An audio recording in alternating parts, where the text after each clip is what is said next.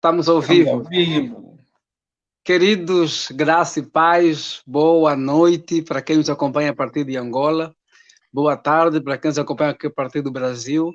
Estamos começando mais uma live aqui do Jango Pentecostal, com grande alegria e com presenças ilustres. E hoje nós estamos com a temática a respeito do pastorado feminino, ou então a ordenação feminina, né, ao ministério. Nós temos o pastor Sihanouk como um dos nossos debatedores, nosso convidado, e temos aqui um dos nossos administradores da página, nosso amigo, nosso irmão Botélio, que também vai trabalhar essa questão.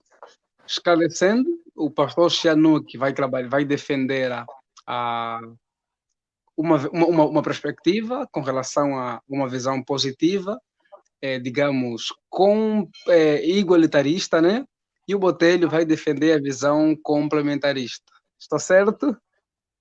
Certo. Para começarmos, como o convidado é mesmo o Sihanouk, o pastor Sihanouk, então nós vamos dar a ele a primazia para começar a falar um pouquinho de si, apresentar-se, né? E também aproveitar e expor sua perspectiva com relação à ordenação feminina. Eu sou o Sihanouk Monteiro, sou pastor, sou teólogo angolano e eu que agradeço à página pela amabilidade de me convidarem para esse debate que eu considero de suma importância.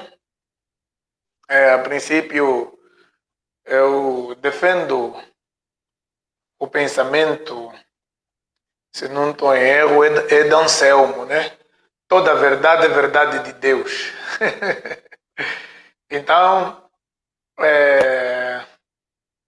seja bem-vindo também você, Botelho, a este debate, que eu penso que é de suma importância para todos, para a edificação do corpo de Cristo, porque, a princípio, vai mudar muito pouco naquilo que é a prática das igrejas, porque, por exemplo, as igrejas que ordenam mulheres vão continuar a ordenar mulheres, as igrejas que não ordenam mulheres que vão continuar, ou algumas vão começar a moldar-se nesta perspectiva da ordenação de mulheres ao santo ministério. Moro em São Paulo, cidade de Mogi Guaçu, casado, pai de 3 filhos, líder e fundador do Ministério Pentecostal Palavra e Poder em Luanda, Viana, autor de 4 livros, nomeadamente Jesus, o grande professor de teologia, Saiba Como Chegar Longe, A Maior Riqueza de Angola não é o petróleo, é você, e agora recentemente o que todo estudante de teologia precisa saber. Eu penso que da apresentação é tudo. Agora pode expor seu ponto, sua tese. O que o senhor vai defender concretamente? Ok, boa. Eu defendo que para o ministério, no entanto, Deus chama homens e mulheres não fazendo distinção de sexo. Para eu abordar aqui o meu pensamento, eu gostaria de recuar no princípio, dizendo que Deus não tem sexo. Deus é um ser assexuado. Homens e mulheres são a imagem e semelhança de Deus. Deus criou homens e mulheres com os mesmos direitos, porém com papéis diferentes no lar. Quando falamos que Deus criou homens e mulheres com os mesmos direitos, estamos a falar de direito à vida, os direitos fundamentais da vida humana. E quando falamos papéis, a Bíblia vai dizer que o homem é o cabeça da mulher. Ou seja, o homem é o cabeça da sua mulher. Todos os homens não são cabeça de todas as mulheres. E todas as mulheres não devem submissão a todos os homens. Cada mulher deve submeter-se ao seu próprio marido, como disse o apóstolo Paulo. No entanto, Deus chamou Abraão. Deus fala, nós temos a palavra de Deus dentro das nossas palavras. Deus, ao revelar-se, Deus revelou-se dentro de um determinado contexto histórico e cultural. A sociedade judaica é uma sociedade patriarcal, tal como, por exemplo, é a nossa africana. Deus ele chamou homens e mulheres, como já tivera dito, para que fossem porta-vozes da sua palavra. E uma coisa é a forma como Deus se inclina e olha para nós, e outra forma é a forma como nós nos erguemos e olhamos para Deus. A forma como olhamos para Deus é sempre de uma forma distorcida por causa do pecado. Isso aconteceu com os judeus. Eles nunca olharam para Deus de forma nítida, porque eles estavam presos a um contexto cultural em si e um contexto religioso. Voltando na deixa de que Deus criou homens e mulheres, Deus mostrou isso porque dentro dos ofícios que nós temos lá no Antigo Testamento, nós tivemos profetas e tivemos profetisas. A título de exemplo, nós temos a irmã de Moisés, que era uma profetisa, e temos a profetisa Hulda, nós podemos encontrar no segundo livro de Reis, se não me engano, 13 a 15, acho que eu só apontei aqui os versículos, mas eu depois posso confirmar que é o decorrer do argumento do Botelho. No entanto, temos o caso de uma juíza, que é a Débora.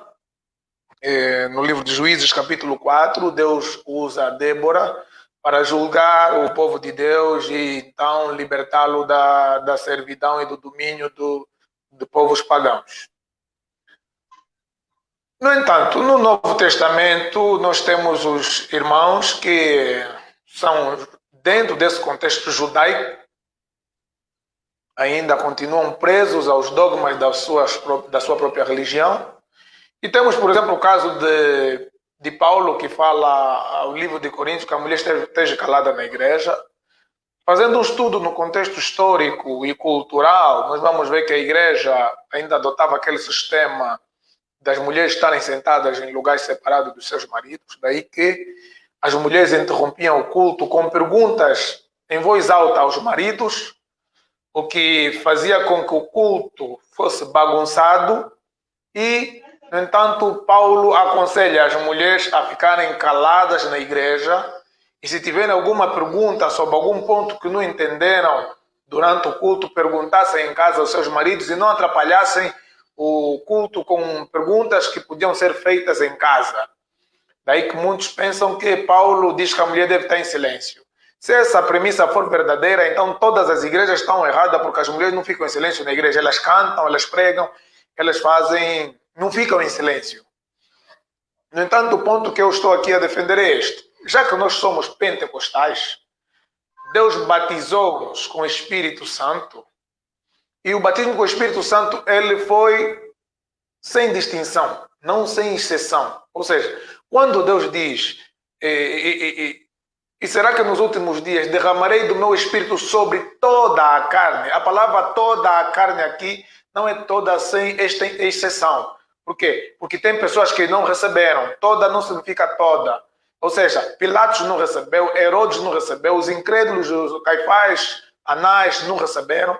Então a palavra toda a carne aí significa dentre os que estavam reunidos já não haveria distinção de sexo, não haveria distinção de gênero ou de idade. Deus derramaria o seu Espírito sobre toda a carne, homens, mulheres, velhos, crianças.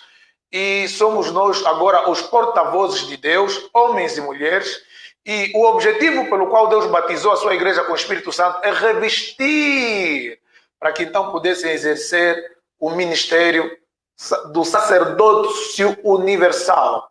Ou seja, se nós como pentecostais admitimos que o objetivo pelo qual Deus batizou com o Espírito Santo é capacitar, Deus não capacitou só homens para o serviço. Deus capacitou a todos para o serviço.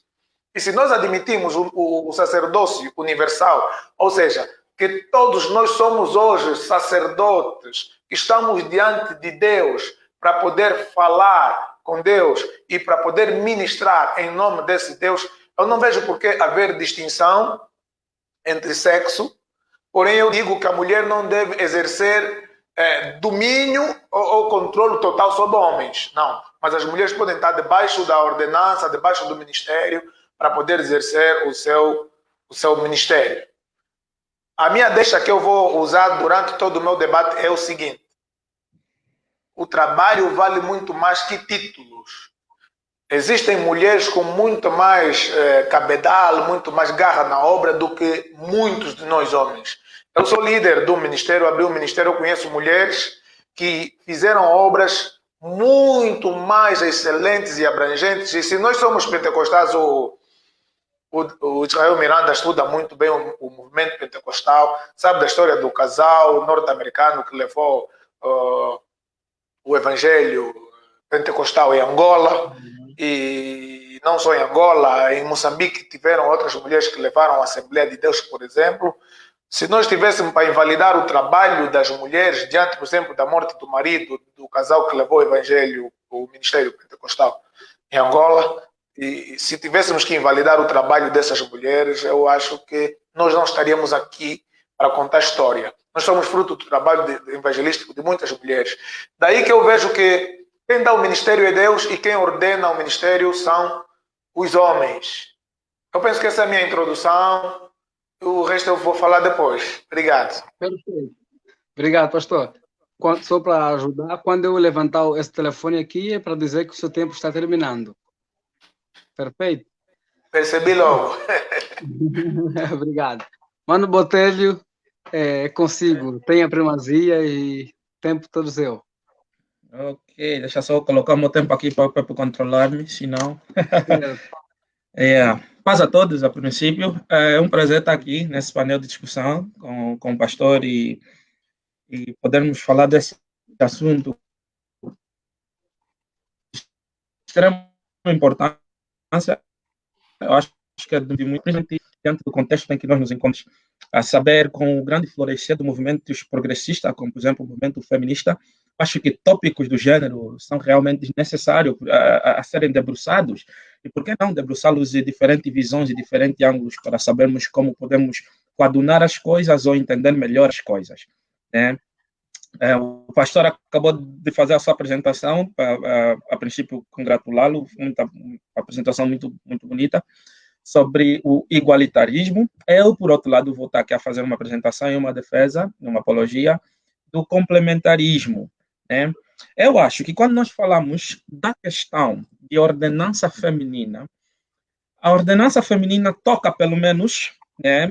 Nós normalmente falamos de ordenança feminina, mas lá no fundo, eu acho que palpita no fundo do tópico a questão de entendimento sobre relacionamento de gêneros, ou seja, o relacionamento entre homem e mulher. A ordenança feminina, embora que não seja algo que diretamente fale sobre a questão, mas eu acho que uma boa compreensão da questão de gênero ajuda-nos muito bem a compreender a questão de ordenança e liderança eclesiástica, nesse caso. Por exemplo, o próprio apóstolo Paulo, das várias vezes que ele faz uma apologia, né, acho que nós vamos chegar em algumas das passagens, sobre a liderança eclesiástica, ele refere-se sempre ao princípio, sempre à criação e à queda, né? Então, acho que é muito bom termos uma boa teologia de gênero e pularmos para uma boa teologia de liderança cristã, de liderança eclesiástica. Eu acho que flui dessa compreensão. E para termos uma boa teologia de gênero, nada melhor do que voltarmos lá para Gênesis. O pastor já acabou dando alguns palpites, mas voltamos lá para Gênesis. Em Gênesis, Deus cria o homem, né, e a mulher. Gênesis capítulo 1, versículo 22 a 27. Façamos o homem à nossa imagem e semelhança. Homem e mulher os fez, né, e os abençoou e disse: multiplicai-vos e enchei toda a terra. Então, para o princípio de conversa, homens e mulheres partilham o mesmo valor, têm o mesmo valor de igualdade diante de Deus. Ambos são imagens e semelhança de Deus, então ambos são iguais. Mas, por outro lado, homens e mulheres têm papéis totalmente distintos. O homem, logo após a criação, Deus traz para ele os animais, para que ele nomeie os animais. O homem, logo após a criação, Deus lhe coloca para o jardim, para que ele cultive e guarde o jardim. E quando Deus cria a mulher, decide fazer uma ajudadora idônea. Então, você tem funções diferentes, né? Mas o ponto é que essas funções diferentes que existem entre o homem e a mulher são funções que são complementares. Logo, você vê na criação da mulher, Deus disse: farei uma ajudadora idônea para o homem, é uma função complementar ao próprio homem. Logo, homem e mulheres são iguais, homens e mulheres são diferentes, mas homens e mulheres, por causa da sua diferença também, são complementares. O que é que isso nos leva à compreensão? Isso nos leva à compreensão de que homens e mulheres, dentro da sua igualdade, por conta de quem eles são, que é a imagem e semelhança de Deus, podem exercer diferentes funções, e tais funções em nada implicam na valorização dos tais seres diante de Deus, porque a valorização desses seres diante de Deus não depende das funções que esses seres exercem, mas de quem eles são, imagens e semelhanças de Deus. Então, embora que tenhamos funções diferentes, suponhamos que mulheres realmente não tenham que exercer o pastorado, isso em nada reduz a mulher, porque continuaria sendo imagem e semelhança de Deus, apenas limitada em certas funções, e tais limitações, acredito eu, que são para os nossos benefícios e se manifestam por causa das nossas diferenças e são para ser complementares. Então, acho que essa é uma implicação que flui logo no princípio da criação. E para não ficar apenas em implicações de que eu pensei, observe, por exemplo, logo Moisés, o autor do próprio livro de Gênesis. Na base de compreensão do complementarismo que ele próprio apresenta no texto, ele coloca Adão como autoridade doméstica. Isso o pastor falou, né? Adão como autoridade doméstica, Gênesis capítulo 24. Veja que logo que Eva é criada, Eva é traga para Adão e Adão nomeia Eva. Ele diz, ela será mulher. A mesma coisa que ele fez com os animais, né? Exercendo autoridade sobre ela. Então, existe essa autoridade doméstica, e o pastor reconheceu que existe, mas eu acho que falhou aqui, um ponto, o reconhecimento da autoridade espiritual. Versículo 16. A palavra de Deus, para que o homem não comece do fruto do conhecimento do bem e do mal, foi dirigida apenas a Adão. E Adão, por sua vez, visto que o texto em nenhum momento garante que Deus comunicou-se com a Eva, vale aqui reconhecer, a princípio, que é um argumento do silêncio, concordo dos dois lados, mas eu acho que faz muito sentido entender o texto que Eva sabe que não deve comer do fruto do conhecimento do bem e do mal, porque Adão assim o instruiu, né, a partir daquilo que ele mesmo recebera de Deus. Então, já logo no princípio, Adão exerce essa autoridade espiritual, e eu acho que Paulo faz muito bem essa leitura, que todas as vezes que ele suporta a liderança eclesiástica, ele volta para essas leituras e essas implicações do texto de Gênesis. Eu acho que agora que limpamos a nossa garganta, né, na compreensão de gênero, acho que estamos prontos para pularmos para a compreensão eclesiástica. No Novo Testamento, a liderança eclesiástica, não vou trabalhar ainda o Antigo, vou deixar de momento, talvez comentar, quando chegar o momento de comentário para a fala do pastor. A liderança eclesiástica no Novo Testamento, a princípio, né, temos todos os apóstolos ali, todos vivinhos da Silva, dando testemunho da ressurreição de Cristo, mas à medida que os apóstolos vão estabelecendo igrejas, eles vão estabelecendo lideranças sobre essas igrejas, né?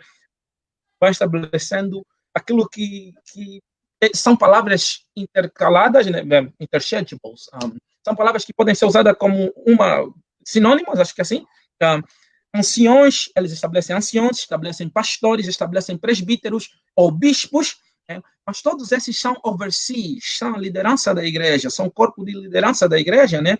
Que os apóstolos estabeleciam em cada igreja que eles próprios estabeleciam, né? Como missionários de Deus. Mas, quando nós olhamos para essas lideranças eclesiásticas, o principal papel, existiam dois papéis, pelo menos, primordiais dessa liderança eclesiástica. O primeiro, eles eram overseers, nesse caso, era um papel de governância, governavam a congregação, mas, por outro lado, quando Paulo apresenta as credenciais de um presbítero, de um bispo, Paulo mostra que eles não deviam ser neófitos. Por quê? Porque eles próprios tinham que instruir. E no livro de Hebreus, capítulo 13, ele fala, lembre-se dos vossos pastores que vos instruem. Então, eles não tinham só papel de governança, mas também um papel de instrução na palavra. E eu vejo que aqui falhamos em colocar mulheres nesse papel de instrução, visto que Paulo, em 1 de Timóteo 3, e lá mais para frente, ele próprio proíbe, né?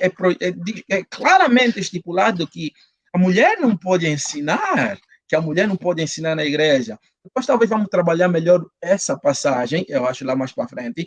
E em 1 de Coríntios, Paulo faz que nem a mesma argumentação sobre a questão do silêncio da mulher, né? E talvez eu comente um pouquinho sobre o silêncio, visto que o pastor tocou um pouquinho nisso na sua fala. Mas, no final do dia, eu acho que as mulheres falhariam em ter esse lugar, né, de anciões, pastores e presbíteros, porque não são para ensinar, visto que esse lugar não é apenas de governança, mas também de ensino, e as mulheres não podem ensinar. Eu acho que, obviamente, a conclusão seria que não, e a liderança eclesiástica, nesse caso, anciãos, pastores e presbíteros, está exclusivamente reservados a homens. E por que disso? Acho que Paulo responde muito bem, voltando para a questão da criação, ou seja, quer seja o cenário da criação antes da queda e o cenário da queda. Para Paulo, a justificação de tais coisas, de porque a mulher não pode ensinar e, por conseguinte, não ocupar tais lugares, é porque primeiro Adão foi criado, ou seja, aqui é um argumento pré-queda, né? Primeiro Adão foi criado, e depois o outro argumento pós-queda. Mas porque Eva foi enganada primeiro, e enganado ela depois o seu marido e por aí seguinte. Então, Paulo baseia todo o argumento dele na criação. Por isso é que eu argumentei já logo desde o princípio um bom entendimento da questão de gênero e o cenário de Gênesis, a criação e a queda, nos ajuda muito nessa compreensão. Mas, para terminar, eu acho que dentro desse corpo de liderança existiam os que também chamavam de, que são chamados de diáconos, né? Os diáconos. Eu acho que, embora aqui alguns complementaristas não iriam para esse lugar, né? Eu acho que os diáconos não exerciam a mesma autoridade eclesiástica que os anciãos, os pastores e os presbíteros. E nesse caso, por exemplo, Paulo chama Febe, né? De serva, em outras versões diácona, né, da igreja de Sincreia, e quando ele também escreve para Timóteo, ao escrever para os diáconos, aparece uma seção dizendo, e as mulheres, alguns interpretam como mulheres de diáconos, eu acho mais plausível interpretar como mulheres que serviam o diaconato, nesse caso, eram servas das congregações. Eu acho que isso abre esse espaço para as mulheres. No final do dia, homens e mulheres são iguais, mas homens Botelho, e mulheres são diferentes e complementares. Como estás falando de tempo acabou, você pode continuar falando com os teus 5 minutos, que seria uma espécie de Não, comentando. eu prefiro dar ao pastor a oportunidade de comentar. Já vamos nessa intercalação. O meu tempo está bem atrasado. O meu tempo está atrasado. Eu tenho atrasado? 5 minutos para complementar a ideia, né? Nós pensamos que os primeiros 12 seriam muitos, na verdade, o Hugo tinha razão, que são pouco. Sempre que a Bíblia coloca alguém em primeiro lugar, por exemplo, nós temos aí o caso de Barnabé e Saulo. Barnabé e Saulo significa que entre os dois que andavam juntos, um era o líder, Barnabé. E depois, quando se desligam, passa a andar Paulo e Silas. Paulo e Silas. E nós encontramos aqui no livro de Atos, capítulo 18, versículo 18, e Paulo, ficando ali muitos dias, despediu dos irmãos dali, navegou para Síria, e com ele Priscila e Áquila. Um casal que você vai ver sempre a ser destacado primeiro a mulher. Não há dúvida nenhuma de que a mulher exercia o seu ministério com mais pujança que o homem, que o seu marido, e aparecem casos até que o casal aparece e Priscila aparece a explicar, no entanto, a palavra de Deus às pessoas. E nós temos aqui esse caso que eu falei aqui do sacerdócio universal. O que faz muita confusão que eu vejo é o uso de títulos. Porque se tirarmos essa questão de títulos, nós teremos aquilo que falou o nosso irmão Botelho, servos. Do jeito que as mulheres são servas, os homens são servos. E se as mulheres, por exemplo, só podem ser diaconisas ou diáconas, então aí há uma passagem bíblica que vai dizer que aqueles que servem bem como diáconos poderão ocupar melhores posições na igreja. E temos o caso de Filipe, que começa como diácono, mas não termina como diácono, termina como um evangelista. E agora pergunto eu, Será que Filipe pode deixar de ser diácono para ser evangelista? E só a mulher é que pode continuar diácona ou diaconisa? Eu não vejo assim. E eu vejo que essa questão que Paulo usa, Paulo está dentro de um contexto cultural, que eu falei, ele escreve dentro de um contexto. Eu ontem preguei, não está muito dentro do assunto, mas quero situar bem isso que eu estou a falar aqui.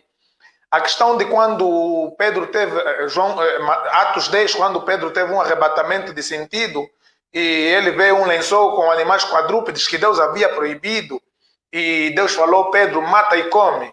Ele disse, Pedro, sim, Senhor, mata e come. Não, Senhor.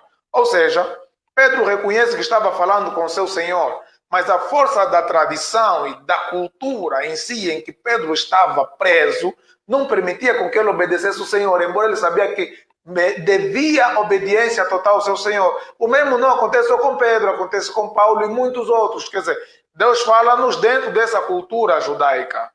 E é preciso nós entendermos que se nós falamos que Deus batizou com o Espírito Santo homens e mulheres, então Deus capacitou sobrenaturalmente homens e mulheres para o serviço. Então, homens e mulheres são servos. Quem dá o ministério é Deus. Quem ordena o ministério são homens. E eu penso que, não sei se é para fazer perguntas, se é só para complementar a minha ideia. É só para comentar mesmo, por enquanto. Então a minha ideia é essa. No livro de Romanos, não só o Botelho falou de Romanos 1, que apresenta a Febe como sendo discípula, mas não apresenta só Febe, apresenta também Júnia. E Júnia é apresentada como o quê? Eu quero abrir aqui Romanos 1, vai começar assim no versículo 1. Paulo, servo de Jesus Cristo, chamado para apóstolo, preparado para o Evangelho de Deus. Perdão. Febe... 16:1, não? Eu estou no Romanos 1, perdão. Romanos 16, versículo 1. Romanos 16, já estou lá no Romanos 16, ok. Recomendo-vos, pois, Febe, nossa irmã, a qual serve na igreja que está em Cencreia. Quer dizer, ela servia, né? Que estamos a dizer aqui que era uma diaconisa. Pulando para o versículo 7, vai dizer o seguinte: saudai a Andróquino e a Júnia, meus parentes e meus companheiros na prisão, os quais se distinguiram entre os apóstolos e que foram antes de mim em Cristo. Quer dizer que não só Febe se distingue como serva entre os diáconos, mas Júnia se distingue entre os apóstolos, ou seja, uma apóstola que nós hoje chamamos missionária. Então, tá, Romanos 6, versículo 7. Então, vai pegar fogo isso, hein? Então eu penso que homens e mulheres podem ser ordenados e chamados ao ministério. Agora, aquela questão, estamos a falar aqui da submissão e do domínio. A submissão não é servidão. A submissão não é castigo de Deus, nem veio como consequência da queda. Mas o domínio do homem sobre a mulher foi um castigo de Deus que falou a ela. Já que aconteceu isso, o teu desejo será para que o seu marido ele te dominará. Então, ser submissa não é ser dominada nem espisoteada pelo homem, mas é ser ajudante do homem na missão. Boa, pastor, obrigado. Sua vez, Botelho, pode comentar? Eu vou meter já como tempo para não perder, então vamos lá. Acho que a fala do pastor literalmente se baseou numa coisa. Paulo estava a falar baseado no contexto cultural. Eu acho aqui muito estranho, por uma única razão. O contexto cultural judaico não sequer encorajava mulheres a aprender. Paulo encoraja que as mulheres aprendam em casa com seus maridos. O contexto cultural judaico não encorajava mulheres a aprender. Okay? No contexto cultural judaico, mulheres nem sequer encorajadas a questões de profecia e tudo mais. Mas Paulo encoraja que a mulher ora dentro da congregação e profetize dentro da congregação. Então, eu acho bem estranho dizer que é um contexto judaico, porque no final do dia, que contexto judaico é esse? Parece que Paulo está aí, na verdade, bem contrário ao contexto que ele está se encontrando, que é o contexto judaico. Ele motiva mulheres a aprenderem, motiva mulheres a serem participantes em profecias, motiva mulheres a orarem no culto. Então, eu acho que a questão do contexto cultural precisa ser bem trabalhada, a fim de compreendermos que contexto cultural é esse. Judaico? Eu acho que não. Talvez seja um outro. Então, acho que isso fica para as perguntas do pastor nos apresentar. O pastor falou sobre o silêncio das mulheres. Bem, ora, o silêncio das mulheres na igreja definitivamente não é absoluto, já que elas podem orar e profetizar. Não é absoluto. O contexto talvez seja que o silêncio da mulher seja para que elas não julguem os profetas que profetizem, alguns interpretarão assim, outros acham que existe um break, ou uma quebra, e Paulo está começando um novo raciocínio, então o silêncio das mulheres seria no sentido de que elas não pudessem participar da questão de ensino na própria congregação. Eu acho a primeira opção bem mais plausível, mas aqui, volto a dizer, há um debate dentro dos próprios teólogos em como interpretar o texto, e eu estou aberto à questão de discussão quanto a isso. O pastor falou do sacerdócio universal da igreja. Em 1 de Pedro, quando Pedro fala do sacerdócio universal, ele fala, e ele nos chamou para anunciarmos, né, as boas. O sacerdócio universal não implica em nenhum momento uma liderança aberta para todo mundo, porque se fosse assim, se o sacerdócio universal fosse isso, todos nós somos líderes. Acho que, a não ser que caímos agora no G12, né? Todo mundo é líder e por aí fora, né? Que não é discussão do momento. Então, o sacerdócio universal, somos participantes, né, dessa classe de homens e mulheres chamados, né, assim como a tribo de Levi, né, a sermos representante do próprio Cristo aqui na terra, e através de nós anunciarmos a grandeza daqueles que nos chamou para a sua maravilhosa luz. Okay? O pastor falou sobre sermos servo, nesse caso, falou-se a questão de ser servo, porque se é servo, por que não... E Filipe era servo e depois ficou evangelista, por que não as mulheres? Porque nós precisamos entender uma coisa, a questão de servir a congregação não necessariamente implica servir na questão de ensino. Nós podemos servir a congregação de várias maneiras. Existiam mulheres que serviram a Jesus, mas serviram como? Serviram com seus bens a Jesus. Não necessariamente na questão de ensino. Em nenhum momento ouvimos Maria Madalena se levantou e ministrou em Atos 2 ou coisas do gênero. Nós vemos que ela participam, sim, e servem a Jesus, mas não específico na questão de ensino. O pastor falou sobre Júnia também, contada entre os apóstolos. Acho que aqui cabe a nós entendermos algo. A palavra apóstolo pode ter no mínimo 3 significados aqui. Okay? A palavra apóstolo pode significar os 12, o apóstolo os 12, pode significar um enviado da igreja de um lugar para o outro. Nesse caso, pessoas que eram enviadas às vezes para uma igreja é uma missão, esses também podiam ministrar, né? Ou também pode ser pessoas que eram simplesmente enviadas para servir. Paulo fala de um indivíduo que foi enviado para ele para servir, que ficou muito doente. E a palavra que Paulo usa ali, apóstolo, Paulo literalmente chama Epafrodito de apóstolo. Então, Júnia é notada entre os apóstolos, isso, né? Se assumirmos que Júnia ali é mulher, Júnia é notada entre os apóstolos, mas a questão é, apóstolo o quê? Entre os 12, entre os enviados para ministrar e implantar em igrejas, entre os que servem como Epafrodito. Que apóstolo estamos a falar? Então, acho que é melhor contextualizarmos a palavra apóstolo antes de chegarmos a qualquer conclusão. Mas o que é que o pastor falou? Eu quero terminar aqui corroborando com o que o pastor falou. Devemos, sim, encorajar as mulheres na questão de evangelização. Devemos, sim. Jesus, com a mulher samaritana foi e apregoou que viu o Messias. Devemos, sim, encorajar as mulheres no trabalho evangelístico. Mas trabalho evangelístico e ministrar a palavra de Deus, isso é tarefa de nós todos. Agora, outra coisa é sermos líderes eclesiásticos. Essa é uma total diferente posição. Okay? Acho que até aqui comentei o que o pastor falou, né? Certo. Agora vamos então para as questões, o fogo cruzado. O pastor Xanu que vai começar com as perguntas. Tem a oportunidade de perguntar ao Botelho em 1 minuto e o Botelho vai responder em 3 minutos. Eu tenho uma pergunta para o Botelho. Visto que existem mulheres que exercem o ministério eclesiástico, como você encara o fruto ou o resultado do ministério dessas mulheres?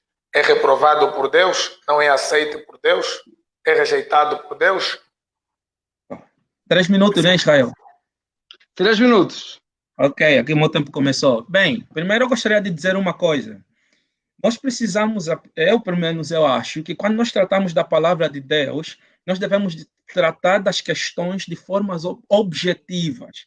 Devemos evitar ser pragmáticos. Eu acho que a questão do pastor é um pouquinho muito pragmática. Resultados das coisas não implicam dizer que as coisas, que o que está se fazendo necessariamente está certo. Eu vou aqui corroborar e dizer, sim, existem mulheres que estão no ministério, que são chamadas pastoras, que são chamadas bispas, e ministram o evangelho, falam do evangelho, falam de Cristo, pessoas são salvas por meio dela. O questionamento aqui é que se Deus pode trazer fruto através das obras dela, esse não é o questionamento, aí estaríamos sendo pragmáticos. O questionamento é, a palavra de Deus sustém que elas façam tais coisas? Isso é uma questão objetiva, porque se formos apenas pragmáticos, cairíamos na questão de que desde que tenha resultado, está tudo bem. Desde que tenha resultado, está tudo bem. Então, o gatuno que rouba porque a mãe está doente, desde que tenha resultado e a mãe fique curada, justificado está na sua obra, né, de roubo. E acho que esse é que é o ponto, pastor. Eu acho que eu não quero puxar a questão para um lado pragmático, porque se nós puxarmos para um lado pragmático, definitivamente, tem pessoas sendo salvas. Deus está exaltando o seu filho através da obra dessas pessoas, embora que eu acho que estão em desobediência, e apenas Deus, na sua misericórdia, trabalhando a partir da obra dessas pessoas e exaltando o nome do seu filho por meio delas. Mas no final do dia a questão deve ser objetiva. A palavra de Deus, que é a nossa regra de fé e conduta, nos ensina assim, nos estipula assim, nos orienta assim, os resultados são resultados, mas a palavra de Deus. Para terminar aqui, vamos nos lembrar do que Paulo falou. Paulo falou que existiam pessoas que estavam a pregar o evangelho por contenda, para aumentar nas suas dores. Estavam a pregar o evangelho? Estavam. Pessoas estavam a ser salvas? Ou possivelmente estavam. Mas estavam fazendo por contenda. Então a questão não é o pragmatismo, a questão é a objetividade da coisa. A palavra de Deus objetivamente ensina assim, fala assim, nos comanda assim. Isso é totalmente uma outra questão. E a minha resposta para isso é definitivamente não. Correto. Pastor, tem 2 minutos para réplica ou comentar esta resposta do Botelho. Atos capítulo 21, versículo, eu vou ler o 8 e o 9. No dia seguinte, partindo dali, Paulo e nós, que com ele estávamos, chegamos a Cesareia e entrando em casa de Filipe, o evangelista, que era um dos 7, ficamos com ele. Tinha 4 filhas donzelas que profetizavam. Se elas profetizavam, então significa que elas não podiam profetizar e ao mesmo tempo estar em silêncio. E a palavra aqui, profetizar, é anunciar a palavra de Deus. Agiam como porta-vozes de Deus, pregando a palavra de Deus. E por que pregavam a palavra de Deus? Vou ler a segunda passagem, que é Gálatas 3:28, que vai dizer o seguinte: nisto não há judeu, nem grego, não há servo, nem livre, não há macho, nem fêmea, porque todos vós sois um em Cristo Jesus. Por isso eu continuo dizendo que homens e mulheres são chamados para pregar o evangelho, são chamados para... Se a palavra pastorear significa cuidar, alimentar o rebanho, para mim é muito normal que mulheres sejam ordenadas ao ministério e cuidem de ovelhas conforme os homens têm cuidado. Agora, o que eu disse, a mulher não pode exercer liderança total, bispa, apóstola, sobre os demais ministros, mas ela pode, debaixo da liderança de homens, exercer o seu ministério pastoral à vontade. Correto. O pastor tinha 30 segundos ainda, mas perfeito. Botelho tem a oportunidade para fazer sua pergunta. Acho que a minha pergunta vai fluir do meu comentário e resposta à pergunta do pastor. Pastor, aonde nas escrituras, objetivamente, somos ensinados que mulheres devem ser pastoras, anciãs, presbíteras ou bispas? E se somos ensinados baseado na ideia de que elas podem profetizar, a pergunta é, profetizar também é pregar? Então, essas 2 perguntas, uma seguindo a outra. Se caso a tua resposta seja sim, expandires um pouquinho também. Bem, a palavra profetizar aqui, como nós sabemos, os profetas profetizaram até João, no sentido de que a função dos profetas era anunciar a vinda de Jesus e do Messias, e João mostrou-nos o Messias. Posteriormente, nós então somos todos os profetas e profetisas que Deus levanta para poder, como os antigos, dizer assim diz o Senhor, ou seja, proclamar as verdades do Senhor. Daí que eu creio que existe até agora o ministério profético, no sentido de todos nós somos hoje os profetas e profetisas de Deus, homens e mulheres, como Paulo disse, já não há macho, já não há fêmea, todos somos um em Cristo para poder anunciar o Evangelho de Deus. Respondi primeiro à última pergunta. Queria só que fizesse recordar a primeira. A primeira é onde somos nas Escrituras ensinado que mulheres podem... Boa. A Igreja de Cristo, como nós sabemos, ela teve o seu início no livro de Atos, mas a igreja ela foi desenvolvendo e foi crescendo ao longo do tempo. Então, nós não temos nenhuma passagem bíblica que possa dizer diretamente o gênero que pode ser, no entanto, ordenado ao ministério, porque a Bíblia vai dizer no plural. Por exemplo, tem a passagem que diz assim: quem almeja o episcopado, excelente obra deseja. Quem? Não está a dizer o homem que almeja. Quem? Dentre os filhos de Deus, as pessoas que almejam exercer o pastorado, almejam a excelente obra. E nós sabemos que existem muitas coisas que nós fomos compreendendo ao decorrer do tempo, porque a revelação de Deus ela é progressiva. No entanto, a Bíblia não tem proibição direta de que a mulher não possa falar em nome do Senhor. Se tiver, então ela entra em contradição com as passagens que eu aqui mostrei, que vai dizer que Priscila ensinou, sendo mulher ensinou, e vai dizer que as filhas de Filipe, 4 delas eram profetisas, e elas, na igreja que estava em casa de Filipe, reunido, elas falaram, não calaram para aprender com os maridos em casa. Para vermos que aquele é um outro contexto. Botelho, sua chance. Ok. Vamos lá começar. O professor mencionou alguns pontos, mas eu vou começar também da última pergunta que fiz. O pastor falou que todos nós somos chamados a proclamar a verdade, e nesse sentido estamos todos nós a profetizar. Eu concordo em parte. Se nós entendemos por profetizar ali, falar da parte de Deus, no sentido de que, ok, as escrituras estão ali, tudo apenas que estou a fazer é dizer, ok, as escrituras dizem isso. Então, nesse sentido, estou a profetizar. Então, nesse caso, pregar também seria profetizar, ok? Mas, deixa-me chamar aqui a atenção ao contexto do que é profetizar, que Paulo estipula em 1 de Coríntios. Em 1 de Coríntios, profetizar é falar da parte de Deus inspirado no momento. Porque Paulo fala, tá, um sentado lhe for revelado algo, levante e fale, o outro se cale. É uma inspiração momentânea, não é algo que se prepara, que se estuda, e você vem e prega. Então, profetizar não é pregar. Somos todos nós chamados a pregar a verdade, o evangelho, a missão evangelística é geral, é para todos os filhos, homens e mulheres. Profetizar, podemos profetizar todos, podemos, mas a pregoar, ensinar na igreja, isso é diferente. As filhas de Filipe ensinaram? Não, são chamadas de profetisa, mas não ensinaram. Não ensinaram?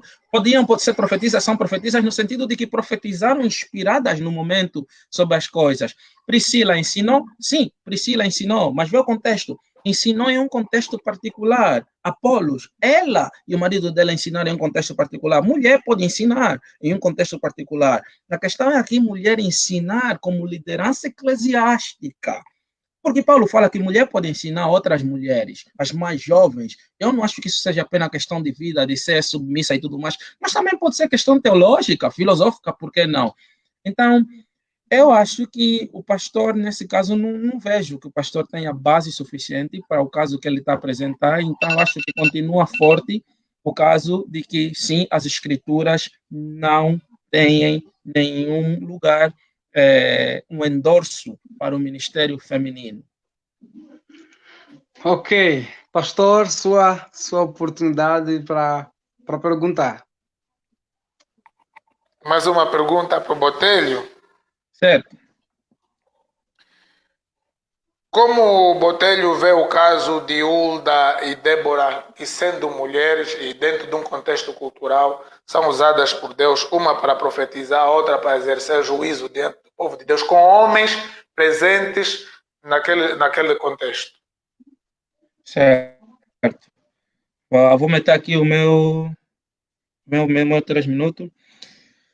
Pastor, acho que precisamos. Eu preciso deixar bem claro que em nenhum momento estou a defender que mulheres não podem profetizar. Paulo deixa isso claro, que mulheres podem profetizar sim. Então, o caso de Uda ser profetiza e profetizar, não há nenhum problema com isso. Miriam profetiza. Nós temos Ana que profetiza também no Novo Testamento. Então, não há. Tem as filhas de Filipe que profetizam. Não há. E o caso de Débora que exerce autoridade sobre homens. Vou chegar no caso de Débora. O caso de Débora é uma juíza. O que eram juízes em Israel? Juízes em Israel eram pessoas que Deus levantava de tempo em tempo para poder libertar, né, o seu povo da opressão que estavam a viver. Eles não eram, embora aqui pode-se dizer que como eles eram líderes que se levantavam para libertar o seu povo. Aqui a diferença é a liderança eclesiástica de Israel, se assim posso chamar eclesiástica nesse sentido, eram os sacerdotes. E se o pastor quiser fazer um caso, o melhor seria mostrar uma sacerdotisa, porque Débora foi apenas juíza, foi levantada para que o povo de Deus, no momento em que tivesse a passar, fosse libertado da opressão que estava a passar. Mas, atenção, ainda vamos ver, mesmo nesse caso, ainda assim, Débora entende os princípios das Sagradas Escrituras e quando chega na hora da batalha, chama Baraque para que assume a liderança. E aqui vai uma palavra para as mulheres. Eu acho que uma mulher que quer honrar ao Senhor, quando se encontra em situações do gênero, é prazeroso para ela voltar e honrar o Senhor, procurar homens que possam levar a cabo as coisas. E não, Débora, ela própria, vai buscar Baraque, que em covardia, né, não queria ir sem Débora, e vai com Débora. Mas no final do dia, pastor, se quiseres fazer um caso desse gênero, acho que o melhor caso seria apresentar uma sacerdotisa e não uma juíza. O caso de profetisa, acho que já está bem claro. E o caso de juiz, acho que são funções públicas, e vou dizer pública nesse sentido de que apenas eram líderes de Israel para libertar o povo, não líderes espirituais, nesse sentido. Esse cargo era dos sacerdotes. Acho que eu tenho alguns segundinhos, mas vou deixar aqui para o pastor comentar. Acho que o meu tempo... Aqui eu penso que entras em contradição, porque quando voltou no princípio, falamos do princípio que quem exerce liderança sobre o homem, sobre a mulher, é o homem. E daí que eu vejo que aquilo, por isso é que eu disse que Deus não é homem nem mulher, ou seja, Deus, ele tem a soberania total para agir da forma que ele quer agir. Ele levantou homem, levantou mulher. É bem claro que nunca tivemos casos de sacerdotisas, mas tivemos casos de juízas e de profetisas. Mas aquilo que eu disse, na nova aliança, homens e mulheres são os sacerdotes. Jesus passou-nos tudo aquilo que ele é. Jesus é rei e Pedro vai dizer que nos constituiu reinos. Jesus é sacerdote e nós somos reino de sacerdotes, homens e mulheres. Então, para que servem os sacerdotes? Para poderem ministrar diante do Senhor, sem distinção de sexo. Daí que, qual é a função de um pastor? Por exemplo, essa questão do pastor que eu falei aqui é o ensino. O pastor já não é aquele indivíduo que vai ser o intermediário, ou isso que aconteceu com o catolicismo, distinguir entre o clérigo e os leigos. Mas pastores são irmãos, como os demais irmãos, mas com uma função distinta, com um papel distinto, que é cuidar e alimentar o rebanho. Porque dentro dos ministérios que nós temos, não existe hierarquia. Apóstolo não é maior que profeta, não é maior que pastor, não é maior que doutor. Essa questão que nós colocamos de ter ponte hierárquica e achar que o apóstolo é superior ao pastor, ou evangelista, ou ao profeta, essa já é uma questão hierárquica que foi surgir no decorrer da história da igreja. Mas Deus usa os ministérios, como disse o Botelho, para complementarem-se uns aos outros. Eu penso que eu continuo nesse caso, que, sendo que é para complementar uns aos outros, e estou a tocar muito na questão, já que somos pentecostais, de qual é o objetivo com que Deus batizou com o Espírito Santo homens e mulheres, é capacitar homens e mulheres a proclamarem as verdades do reino. Então, para proclamar aquilo que eu disse, o que está a interferir aqui são os títulos. Tira o título, você vai ver que muitas mulheres exercem com muito maior excelência em relação aos homens. Meu pastor, então o senhor aproveita e já pergunta. Pergunte que o Botelho vai respondê-lo. É minha vez de perguntar, não? Não, É o pastor. Não, eu perguntei, ele respondeu. Ele... Ah, perfeito. Agora é minha vez de perguntar. Eu acharia melhor que o Israel fizesse pergunta, uma para mim e uma para o... Tem pergunta, aqui... o Israel pode fazer isso, o Botelho tem, também pode fazer. Sim, eu tenho aqui uma pergunta. O pastor na sua apresentação, até esqueci de comentar esse ponto. O pastor fala do batismo do Espírito e o pastor diz, já que fomos todos batizados no Espírito, estamos todos capacitados para levar o ministério. E eu concordo, né? O ministério para servirmos a Deus. A minha questão é, o pastor vê liderança eclesiástica como um dom espiritual na qual os batizados no Espírito, homens e mulheres, o receberam? Em primeiro lugar, é aquilo que eu disse. Quando falamos de liderança eclesiástica, nós queremos nos referir aos homens e mulheres que foram capacitados por Deus para ministrar ao seu povo. O Botelho está a se referir muito na questão da hierarquia.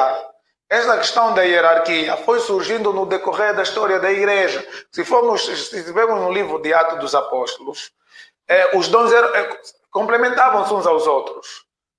Profetas profetizavam, profetisas profetizavam, homens e mulheres eram enviados para pregar o evangelho, já que nós, hoje, nas nossas igrejas, não aceitam o ministério do apóstolo, são os missionários, e nós temos missionários homens e missionários mulheres. Se admitirmos que missionários são apóstolos e temos missionárias, que seriam essas missionárias?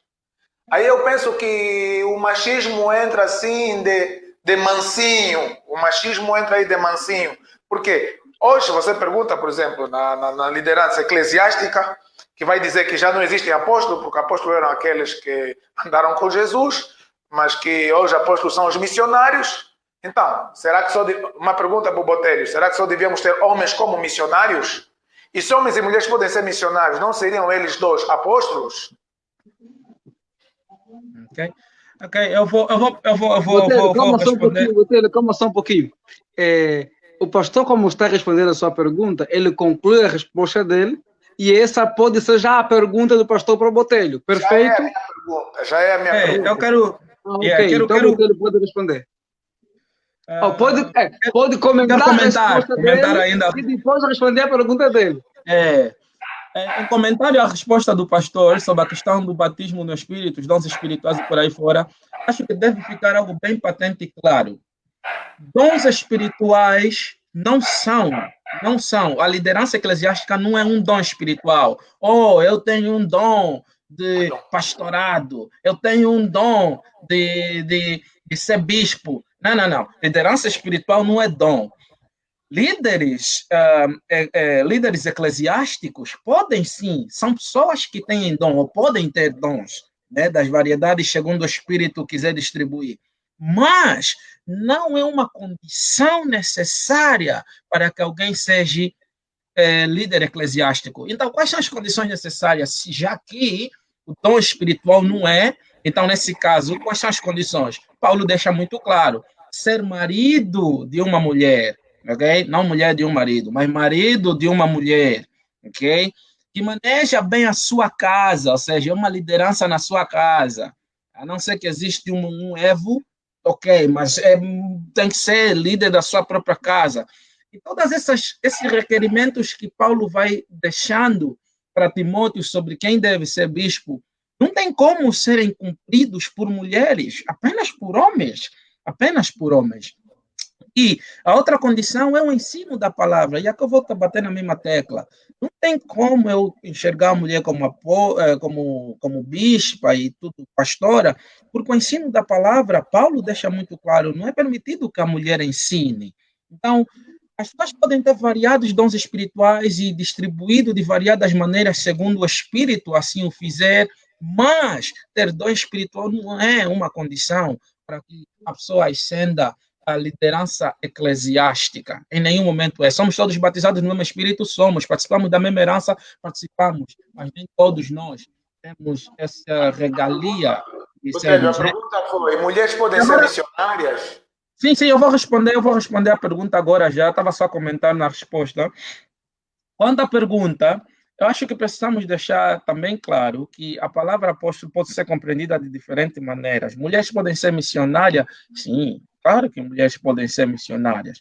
Claro que mulheres podem ser missionárias. O mandamento de irmos a todo mundo e pregar o evangelho não é restrito a homens, é dado à igreja como um todo. É dado à igreja como um todo. Então, mulheres podem ser missionárias, homens podem ser missionários. Isso é incumbência de todos nós devemos participar dessa missão evangelística, homens e mulheres.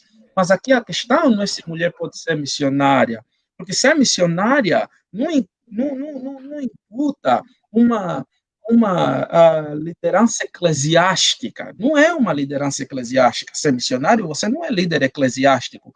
Os líderes eclesiásticos são os pastores que permanecem na igreja local, instruem a igreja local e ensinam a igreja local. Esses sim.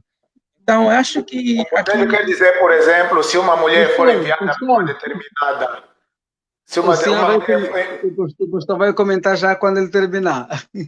Não, já terminei, o pastor pode comentar, está ouvindo. Okay. O que eu estou a querer entender, o Botelho, é que ele está a dizer que se uma mulher foi enviada por uma determinada localidade como missionária para erguer uma igreja, aquela mulher vai ter que pregar a palavra sem ser líder das almas que vai ganhar, sem exercer liderança, apenas uma pregadora no meio da multidão, até esperar que pastores venham para celebrar ceia, para batizar, ou até esperar que se consagrem pastores aí, não sei também se ela é que vai consagrar.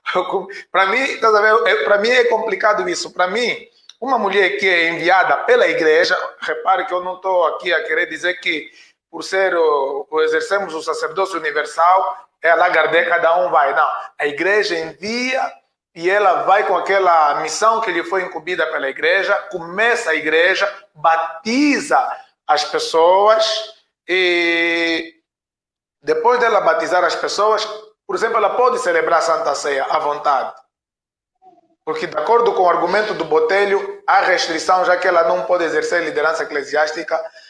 Para o Botelho, a mulher não pode, nem por mim, até cooperador pode dar Santa Ceia. Por exemplo, estamos a ver nesse caso da pandemia, nesse caso que estamos todos online, as pessoas estão a se ministrar ceia. O pastor ora, as pessoas ministram a ceia. Cooperadores ministram a ceia. Homens ministram a ceia. Mulheres ministram a ceia. Que é uma ordenança para os líderes eclesiásticos. Eu vejo assim, pelo menos.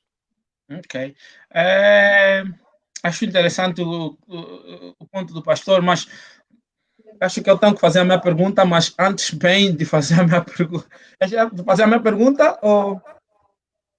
Sim. Ok. Eu vou fazer a minha pergunta aqui, mas bem antes, bem rapidinho assim, só vou deixar um pontozinho. Eu acho que o pastor aqui está a fazer um pequeno joguinho entre casos particulares e caso universal. Acho que é isso que está acontecendo. E o pastor está querendo construir a argumentação de casos particulares para regras mais generalizadas. Em nenhum momento eu acho que nego a possibilidade de que existam mulheres que vão para certas localidades e comecem uma igreja lá e por aí. Por exemplo, existe um livro, Brada Yu, um irmão sobre as igrejas da China. A igreja foi começada por uma mulher, né? Então, são casos em particulares, pastor. O que está a se argumentar aqui é o caso generalizado. Porque se esse for o caso, pastor, por que na igreja do pastor, então, ia ter uma pastora, já que o pastor já está lá e começou a igreja? Não há necessidade.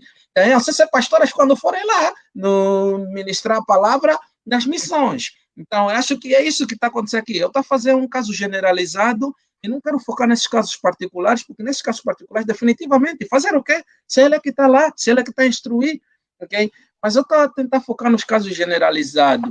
Mas a minha pergunta, né, que é a minha terceira pergunta, pastor, se, segundo a tua fala, Paulo está aqui a apresentar um contexto cultural. Se Paulo está a defender uma questão cultural apenas, que cultura é essa que Paulo está a defender? Cultura hebraica, israelita ou cultura greco-romana? Que cultura é essa que Paulo está a defender? E quais as similaridades a essa cultura? Não, o que eu disse é que Paulo, Deus usa Paulo para falar dentro do contexto cultural que o próprio Paulo está inserido. Não que o texto bíblico... Opa, o botelho desapareceu da tela. Pode continuar, pastor, que daqui a pouco ele volta. Não, fui só ligar, fui acender a lâmpada, eu não queria levantar e distorcer a fala do pastor. Tá bom. Então, para mim, Paulo, ele fala dentro de um contexto, que é o contexto em que ele nasce, de um contexto em que as mulheres, ele falou muito bem o Botelho, as mulheres eram deixadas, as mulheres e crianças eram deixadas de lado. E Paulo, ele vai mostrar de que no cristianismo já não há essa separação entre homens e mulheres. O que eu falei é daquele contexto histórico que quando Paulo diz que a mulher esteja calada na igreja, não que Paulo está a dizer que a mulher não pode profetizar na igreja, porque nós vimos filhas de Filipe que profetizavam. O texto não diz que eram profetisas como o Botelho disse, mas o texto é bem claro em dizer o seguinte: tinha 4 filhas donzelas que profetizavam. Não diz que eram profetisas, não, mas que profetizavam. E profetizavam aonde? Na igreja e publicamente. E Paulo vai deixar bem claro também no livro de Coríntios o seguinte: todos podeis profetizar, homens e mulheres. Esse profetizar que é proclamar as verdades do reino. Então, o que é a ordenança? A ordenança não é nada mais, nada menos do que o reconhecimento da igreja, o ministério que Deus deu ao homem, deu à mulher. Porque a igreja nenhuma dá ministério nem ao homem, nem à mulher. Quem dá ministério é Deus. O que a igreja faz? A igreja só confirma o ministério que Deus deu. E Deus dá ministério para homens e para mulheres. Então, isso da ordenança, para mim, deve ser feita a homens e mulheres que a igreja reconheça que tem um ministério. E terminando a minha fala, o Botelho diz que ele está falando do geral para o particular e eu estou me baseando no particular. Então, eu estou falando dos 2 pontos, porque quando falou da covardia que houve e Deus levanta a juíza Débora, então não há lei sem exceção. Daí que eu defendo que no meio de homens Deus também levanta mulheres para exercerem o ministério pastoral.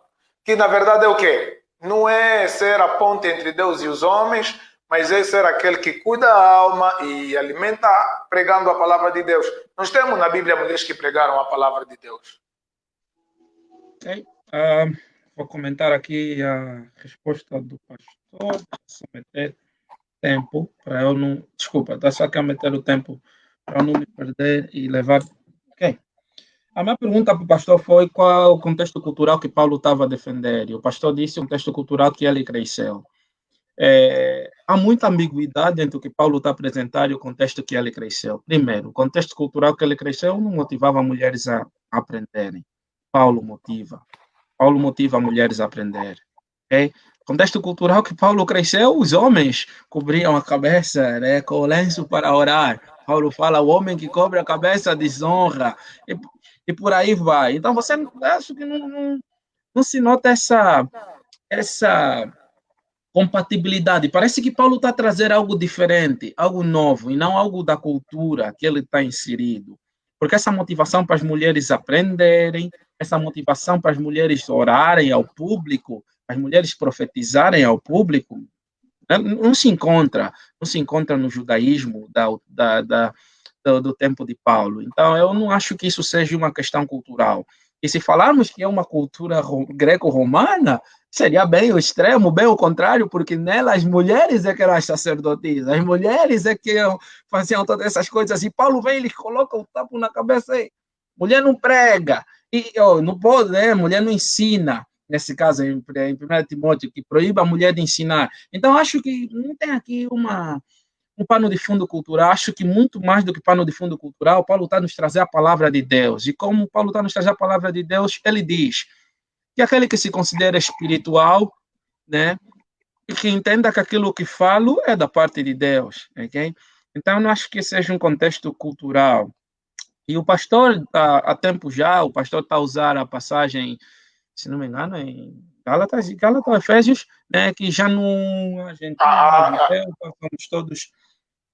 somos todos um. Estava aqui a procurar, mas depois chegou o tempo de falar. Gálatas 3, 28. Gálatas 3:28. Quanto a essa passagem que o pastor está se baseando já há um tempinho durante a conversa, a passagem não tem nada a ver em eliminar os papéis e as diferentes funções que homens e mulheres podem exercer. Em nenhum momento a passagem tem essa intenção. Ao contrário, a passagem tem a intenção de mostrar que nessa nova aliança em que nós estamos em Cristo Jesus, homens e mulheres são participantes dessa dádiva, dessa herança por meio de Cristo Jesus. Então, em Cristo Jesus não há mais essa distinção a ponto de sermos participantes dessa herança. Não é participação por distinção sexual. O que acontecia no judaísmo, aí Paulo está aí diretamente contra a cultura, porque no judaísmo a herança era passada do pai para o filho, homem. Então, Paulo está aí mostrando que em Cristo Jesus não é só homens que são participantes dessa herança e dessa graça e dessa dádiva, mas todos nós, homens e mulheres, participantes dessa vida eterna. Do mesmo jeito que ele argumenta, escravos e livres, somos todos participantes, senhores e escravos, somos todos participantes, judeus e gregos, todos participantes. Então, eu não acho que a passagem que o pastor está a citar a tempo realmente suporta o caso que o pastor está a tentar fazer. E eu me sinto insatisfeito com a resposta da questão cultural, porque o pastor alegou ser uma questão cultural, e eu acho que até o momento não houve uma demonstração clara de que aspectos culturais realmente Paulo estava a usurpar e a usar nas suas próprias argumentações, visto que ele usa argumentos da criação, em vez de argumentos culturais. Não, o que eu estava a dizer aqui, por exemplo, se havia, no contexto, quando em contexto cultural, eu liguei logo ao contexto histórico, porque se na igreja havia separação para homens e mulheres sentarem em lugares diferentes, havia distinção. E quando Paulo diz que a mulher não faça barulho na igreja, pergunte em casa ao seu marido se tiver alguma coisa para perguntar, Paulo está a falar sobre a ordem no culto.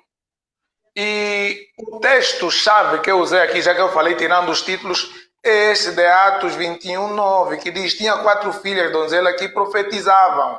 Se elas profetizavam, elas eram profetisas. Se eram profetisas, eram como os profetas, por exemplo, Ágabo, que temos também no livro de Atos. E eu defendi aqui que profetas, apóstolos, doutores e pastores, evangelistas, não é cargo hierárquico. Não existe um ministério superior ao outro. Eles eram todos iguais. As profetisas e os profetas do Antigo Testamento estão dentro dos dons espirituais, que são os dons que Cristo deu à igreja para a edificação do próprio corpo de Cristo. Inclui mulher, porque elas profetizavam. Se profetizavam, eram profetisas. Se eram profetisas, estavam ao pé de igualdade com os profetas. Por exemplo, o profeta Ágabo, que profetizou para Paulo. Mas, pastor, o pastor continua a bater na mesma tecla. O pastor agora, por exemplo, disse que elas profetizavam e estavam no mesmo pé de igualdade que pastores e por aí fora e por aí fora. O que o pastor está aqui a fazer é equiparar o pastoreado como um dom espiritual. Já que elas profetizavam, de igual modo, alguém que tiver capacitado espiritualmente para pastorear, pastoreia. E não acho que é isso que as escrituras mostram. Pastoreado não é um dom espiritual. Não é um dom espiritual. É um dom ministerial. É um dom ministerial. Mas dom em que sentido, pastor? Nós temos na Bíblia os dons do Espírito Santo e temos os dons de Cristo. Os dons do Espírito Santo, que chamamos dons espirituais, curar, falar línguas e por aí fora. Os dons de Cristo que ele deu à igreja são apóstolos, profetas, evangelistas, pastores e mestres. E eu estou a dizer aqui que nós temos no livro de Atos, tanto nesses dons, e deixei claro que nesses ministérios que são dons de Cristo para a igreja, não são hierárquicos, não tem um que é superior ao outro. Isso surgiu no decorrer da história da igreja, isso foi infiltração do catolicismo romano, que separou o clero do leigo, que dizia que só... Pastor, desculpa interromper, mas vamos aqui, tipo, pressupor que está ok, essa divisão que você fez, dons espirituais e os dons de Cristo, ok? Vamos pressupor que está tudo bem por aqui. A minha questão é, apóstolo é um dom? Um dom ministerial. É um dom, não um dom espiritual como cura, Então, língua, mas é um dom. Apóstolos, profetas, evangelistas, pastores e mestres são dons ministeriais para a edificação da própria igreja de Cristo. São dons também, pastor, são dons ministeriais, mas nesse caso, aquele que tiver que ser missionário tem que ter o dom de ser missionário. E aquele que tiver que ser pastor, o dom de ser pastor.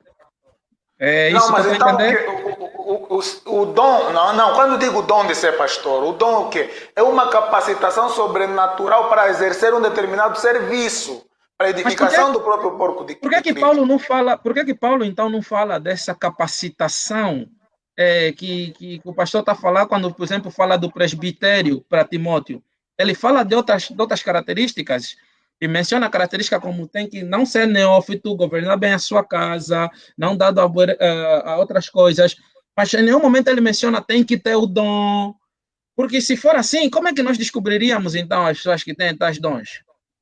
Porque Vou pelo já menos... explicar isso, estou só encontrando a passagem aqui. Ok. Eu, enquanto o pastor procura, eu vou dar aqui o meu parecer. A passagem de Efésios, que Paulo fala, e subindo ao céu, Cristo, nesse caso, vitorioso, deu dádivas à igreja, ou seja, prendeu a Efésios igreja 4. com apóstolos, profetas, né, mestres, doutores, e por aí vai. Eu acho bem que a passagem é muito clara. Apóstolos, que está lá escrito é apóstolos, isso não é dom, pessoa, é uma pessoa. Deus prendeu a igreja com pessoas, prendeu a igreja com apóstolos, prendeu a igreja com pastores. As pessoas podem ter dom, Botelho, mas não aqui, é desculpa me dom. cortar, aqui onde está esse mistério, essas pessoas que estás a falar, é o dom que eu estou a falar. O mistério é, nós temos dons e somos dons para a igreja. Daí onde eu distingui dons do Espírito Santo e dons de Cristo. Nós temos os dons do Espírito Santo e somos dons de Cristo para a igreja. E aqui onde diz Efésios... Mas os que são dons, acho que entendi a tua posição, pastor, mas os que são dons para a igreja são pessoas que são dotadas com dons elas mesmas. Nenhuma delas, para ser pastor, precisa de ter o dom de pastoreado para ser um dom de pastor à igreja. Precisa ter... deixa eu explicar assim. Quem é chamado por Deus para o apostolado precisa de ter a capacitação sobrenatural de Deus para a implantação de igrejas. Quem é chamado por Deus para ser o evangelista, ele recebe de Deus uma graça, uma capacitação, uma habilidade para ser um ganhador de almas. Assim acontece com os profetas, recebem espiritualmente da parte de Deus uma capacitação sobrenatural, não só para previsão, mas como também para o esclarecimento da própria palavra de Deus, assim como as pessoas que são chamados para doutores recebem da parte de Deus uma habilidade para a exposição das escrituras. Então, disso que eu considero um dom. Os ministérios são dons. Dom no sentido de ser uma capacitação, uma habilidade de Deus que ele dá para a pessoa exercer aquele determinado ofício. Pastor, mas o que aconteceu conosco? Nós criamos hierarquia nos dons ministeriais. Acho que, para além... nosso tempo, né? Eu queria fazer uma última pergunta aqui ao pastor, que talvez poderia se permitirem, né, Israel? O Botelho pergunta, o pastor tenta responder em 2 minutos, rapidinho. O pastor vai perguntar mais uma questão também, o Botelho responde em 2 minutinhos, rapidinho, para a gente ir para o público. Pode ser? Não, eu já não tenho pergunta. Eu posso responder, mas posso responder. Perfeito. O pastor disse que essas pessoas têm que ter uma capacitação sobrenatural da parte de Deus. Uma habilidade. A minha pergunta é, pastor, aonde nas escrituras nós somos ensinados tal coisa? E por outro lado, dirias que os professores de teologias que nem sequer creem em Deus, o que já existe muito aqui, por exemplo, nesse lado da Europa, receberam capacitação também de serem doutores para a igreja, são dons para a igreja? Como é que o pastor ia ver a tua questão? Aqueles que ensinam a palavra sem crer em Deus. Receberam capacitação também, e onde nas escrituras estamos ensinados que os que tais coisas fazem receberam capacitação, o pastor recebeu capacitação de pastorear e por aí fora. 1 Pedro, capítulo 4, versículo 10. Deixa eu só abrir aqui. 1 Pedro 4, 10.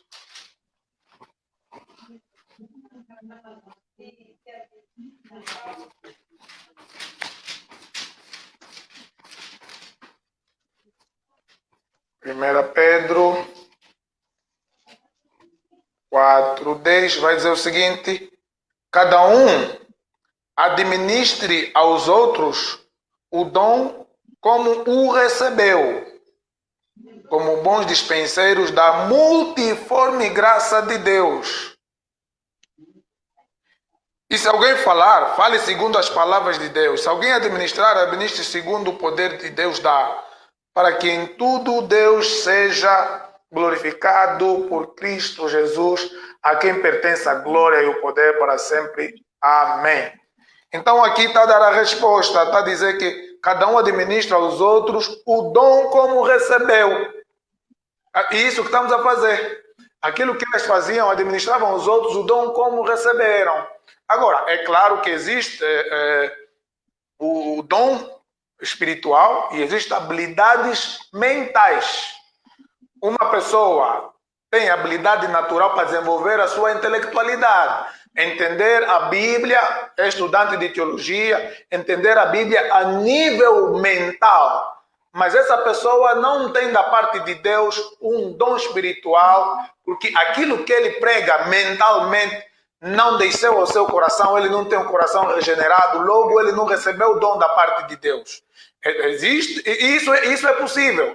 Tem bons professores de teologia que não são convertidos, bons pessoas que argumentam bem, ou seja, o espírito dessa pessoa está morto, ela não foi regenerada, mas a sua alma desenvolveu. Quando o indivíduo lê muito, ele desenvolve a sua alma, a sua psique, sua mente, sua capacidade de racionalização, mas não recebeu o dom espiritual da parte de Deus. Agora, os que são capacitados espiritualmente para a edificação do corpo de Cristo, até que Cristo venha, é que receberam esses dons ministeriais, que conjuga com essa palavra que diz que cada um ministra aos outros com o dom como recebeu, como bons dispenseiros da... Aqui a palavra multiforme graça. Essa multiforme significa há várias formas de Deus manifestar sua graça, que são nos diferentes dons que as pessoas receberam. Aqui inclui homens e mulheres. Certo. Então vamos às perguntas do pessoal que está nos acompanhando. Temos que fazer o closing statement, não? O coisa de fecho? Perfeito. Pode ser, faça, Botelho, faça isso. Ok, eu vou fazer o meu, deixa só ir meter o cronômetro, são 5 minutos, né? Sim. Ok.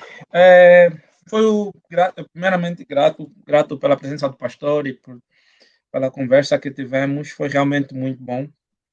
Muito bem ter essa conversa e espero que o pessoal tenha sido edificado.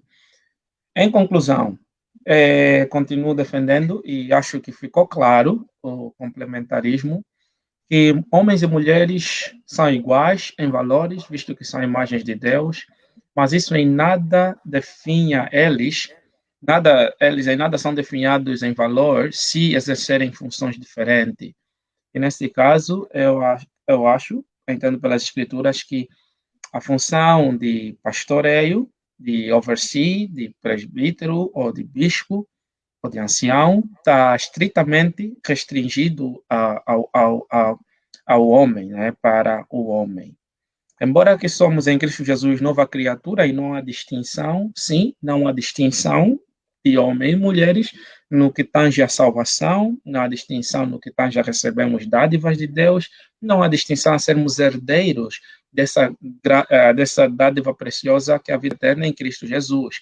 Não há distinção, mas definitivamente há distinção nas nossas funções. E aqui uma delas é a questão do presbitério, que é a liderança eclesiástica, né? Tendo dito isso, eu gostaria de dizer que o nosso maior problema hoje, né? Aqui vai minha fala. Acho que o nosso maior problema hoje não é o que as escrituras realmente ensinam, porque as escrituras são muito claras quanto a isso. Acho que o nosso maior problema é queremos ler dentro das escrituras as questões, os paradigmas sociais que vão a florescer no dia de hoje. Então, eu acho que com o florescer do feminismo, leituras como a do complementarismo começam a ser vistas como leituras machistas. Mas, em nada, o complementarismo é machista, porque tal compreensão não vem do próprio homem, mas veio da estipulação do próprio Deus, como vimos desde a própria criação. Não apenas uma autoridade doméstica, mas também uma autoridade espiritual. Já se encontra lá no próprio jardim do Éden. Então, como solução do problema que nós enfrentamos hoje, onde mulheres clamam que querem ser pastoras, querem ser bispas e por aí fora, eu acho que a solução é criarmos uma plataforma que permite com que a mulher desenvolva em plenitude todas as dádivas que Deus a concebeu. Então, eu não acho que o problema é as escrituras, porque as escrituras são claras nisso. Eu acho que o problema é criarmos as plataformas para que as mulheres exerçam tais atividades. Por exemplo, as nossas mamães só são restringidas a cozinhar na igreja, a arrumar a igreja e acabou, e a cantar no coral. Mamães podem participar de cursos de teologia, mamães podem participar de conversas teológicas, mamães podem pensar apologia feminina para o contexto que se encontram. Seria muito bom ver mulheres a escreverem sobre aborto. Seria muito bom ver mulheres a falarem de teologia numa perspectiva feminina da sociedade que se encontram, a tentarem encarar os problemas que se encontram. Seria muito bom ver uma mulher instruindo as mulheres mais novas na palavra de Deus com sabedoria, com intrepidez.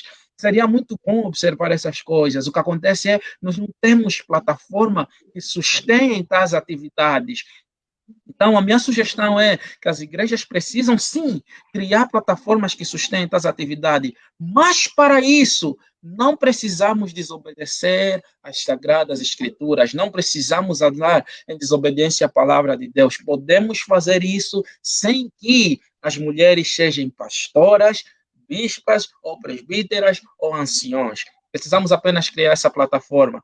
E aqui, como fecho, vai a minha palavra para as mulheres. Mulheres, para que lutarmos por esse cargo de bispo, pastor e tudo mais, quando vocês exercem uma maior função e uma maior influência que nem bispo nem pastor vai exercer? Vocês exercem a função da maternidade.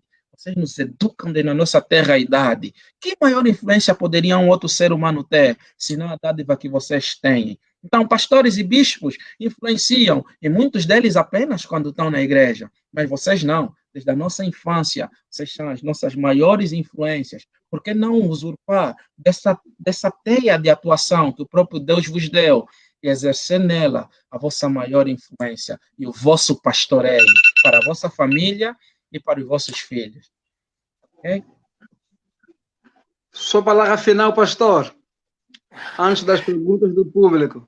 Obrigado Israel Miranda, obrigado ao Botelho Vasconcelos. Já falei para ele no princípio que ele tem nome de um escritor angolano. Não sei se são família, é nome de rico, pessoas da elite lá de Angola. Obrigado, Hugo Jordão, também. Ao Israel Miranda. Hugo, já falei para ele que a Tírcia Esmeralda é xará da minha esposa, Esmeralda Monteiro. E antes de eu conhecer o Israel e o Hugo, já conhecia a Tírcia e já tivemos esse debate que estamos até hoje. Já tivemos balo com a Tírcia aí no Bilo, nos comentários de uma postagem que foi acabar no chat que depois, há uns 3 ou 4 anos atrás. E ela própria defende essa linhagem que o Botelho, sendo mulher, defende essa linhagem que o Botelho defende. Eu quero resumir o argumento que eu usei aqui da seguinte forma. Os dons ministeriais, já que eu falei aqui que existem dons de Cristo, que somos nós, a igreja, e dons do Espírito Santo, que são os dons de curar, de língua, profetizar e por aí fora. Esses dons foram dados à igreja. Ele deu uns para, Deus é que deu, ele chama todos, mas são chamados Todos são chamados, mas poucos escolhidos. Esse aqui, poucos escolhidos, tá? Dos chamados que ele chama, de todos os chamados para a salvação, tem os escolhidos para exercerem os dons ministeriais para a edificação do corpo de Cristo, que são eles. Deus chamou apóstolos, que são pessoas que Deus deu uma habilidade sobrenatural e espiritual para implantarem igrejas. Nisso, homens e mulheres são chamados. Se missionárias são enviadas no campo para começar a obra, homens e mulheres são chamadas. E temos aí os profetas, nós temos na Bíblia profetas e temos profetisas na Bíblia, que são pessoas que Deus capacitou para poderem edificar o corpo de Cristo através, no entanto, de exortações e consolo, não trazer novas revelações, porque a profecia bíblica já foi selada no Antigo Testamento e esse dom que veio não é para trazer novas verdades, como muitos profetas hoje fazem, mas é tanto serem usados para a resolução de questões cotidianas, como o próprio Ágabo profetizou a Paulo. Homens e mulheres estão na Bíblia, isso vimos no livro de Atos. Nós temos o caso também de evangelistas, que são pessoas que têm uma habilidade sobrenatural para serem ganhadores de alma. Tem livros, tem história de mulheres que muitas almas ganharam. Homens e mulheres são chamados para isso. Temos aqui os doutores ou mestres. Tem muitas mulheres que são chamadas, vimos na Bíblia, tem o caso da Priscila, mulher de Áquila, que tinha esse dom para ensinar a palavra de Deus. E tem muitas boas professoras de teologia, pessoas que recebem da parte de Deus uma compreensão da palavra de Deus, uma habilidade para expressá-la de forma sobrenatural. Homens e mulheres são chamados para isso. E temos pastores. Os pastores aqui são pessoas que têm habilidade para cuidar. Eu sou pastor, me chamam pastor. Eu não sou pastor. Eu tenho tido muito cuidado de falar isso, mas eu não sou pastor. Eu sou pastor porque nós habituamos a chamar toda pessoa que implementa uma igreja de pastor. Eu tenho o dom ministerial de professor, que é chamado mestre ou chamado doutor. Pastores são pessoas que recebem uma habilidade sobrenatural para cuidar, para alimentar. Daí que eu levantei pessoas com essa habilidade na igreja que eu abri. A minha função é doutrinar, a minha função é ensinar. Então, o dom ministerial que eu recebi da parte de Deus é para ensinar, não para cuidar. Porque quando eu vou para cuidar, eu só atropelo. Não tenho muita paciência para 1 mais 1, 2, 1 mais 1, 4. Eu aí já vou por cima. Eu não tenho essa habilidade. Tem muitas pessoas que são chamadas pastores, não têm habilidade para pastorear. Mas é por causa daquilo que o Botelho defendeu, o cargo eclesiástico. Daí que eu falei no princípio, eu vou defender a questão do trabalho e título. Uma coisa é exercer o trabalho para edificação, outra coisa é receber o título. Tem mulheres que não recebem o título, mas têm trabalhos. Olha, vamos falar de exemplo prático das igrejas pentecostais em Angola. Mulheres que abriram grandes igrejas, mas depois tiveram que tirar porque ela só pode chegar até diaconisa, não pode receber título de pastora. Colocaram homens, há caso que eu conheço, colocaram até o marido por fato de ser homem. O Botelho deu essa recomendação e estragou a igreja, porque aquela habilidade estava com a mulher para cuidar, para apacentar. E essa questão dos dons ministeriais não são hierárquicos. O apóstolo, como muitos se intitulam, não são maiores que os pastores. Em nenhum lugar da Bíblia o profeta é maior que os pastores. E o evangelista não é inferior, como nós vimos na igreja, que o evangelista fica só aí sentado, é inferior, tem que lutar para subir para pastor. Não. O meu dom que eu tenho, que é de doutor, eu não preciso subir para nada. Eu vou morrer. Billy Graham era evangelista, morreu evangelista. Porque vocês precisam saber que os dons ministeriais não são superiores, mas se complementam uns aos outros e Deus capacita homens e mulheres sobrenaturalmente para a edificação do corpo de Cristo. Essa é a minha defesa. Correto. Então, muito obrigado. Eu vou agora entrar nas questões que o pessoal que está nos acompanhando acabou fazendo para cada um dos queridos. E a primeira pergunta vai para o pastor Sihanouk, que é do Mário Santiago Antônio. Ele diz assim: Paulo em Timóteo diz que o neófito não deve ser ordenado ao ministério. Será que os neófitos não fazem parte do sacerdócio universal?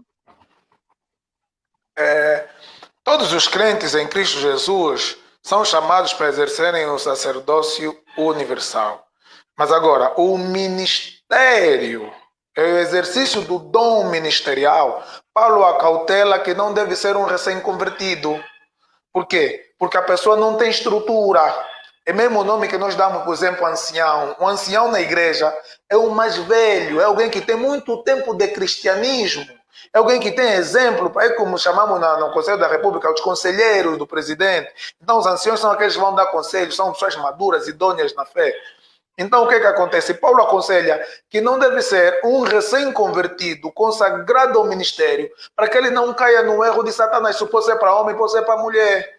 Acontece muito, eu já vi casos de pessoas que vieram da bruxaria, começaram a contar testemunho, voávamos, comíamos, bebíamos sangue, comíamos cadáver, voávamos no palito de vassoura, a reunião era debaixo do mar, e as pessoas se iludiram, começaram já a ser chamados de profetisa, profeta, consagraram, e daqui a pouco a igreja foi totalmente destruída.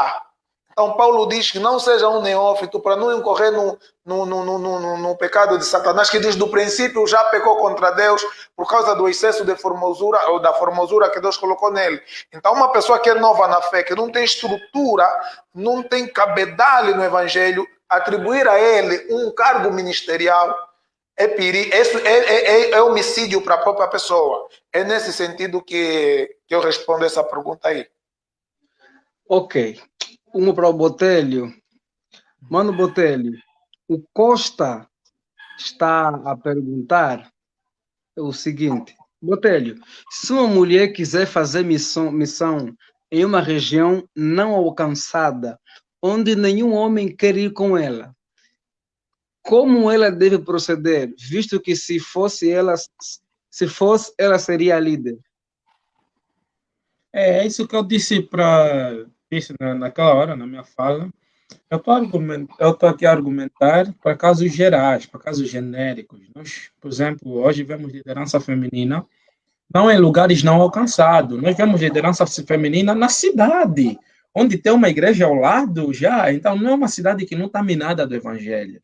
Então, é aí onde nós vemos desenvolvimento de liderança feminina.